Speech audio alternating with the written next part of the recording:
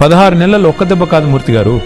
శాసనసభ ఓటమి, పార్లమెంట్లో 0, మధ్యలో కవిత గారి అరెస్ట్, కేసీఆర్ గారికి శారీరకంగా ఇబ్బంది, ఫ్రాక్చరు, 3 నెలల పాటు పాపం ఆయన ఇబ్బంది పడ్డారు. 10 మంది ఎమ్మెల్యేలు వెళ్ళిపోయారు. ఇన్ని జరిగితే కూడా ఇవాళ మా కార్యకర్తల్లో తొనికిసలాడుతున్న ఆత్మవిశ్వాసం, తిరిగి పక్కా కొడతాం, అధికారంలోకి వస్తాం 2028లో అనే మాట ఎట్లా వచ్చిందండి? ఎందుకంటే ప్రజా పోరాటంలోనే ఉంది.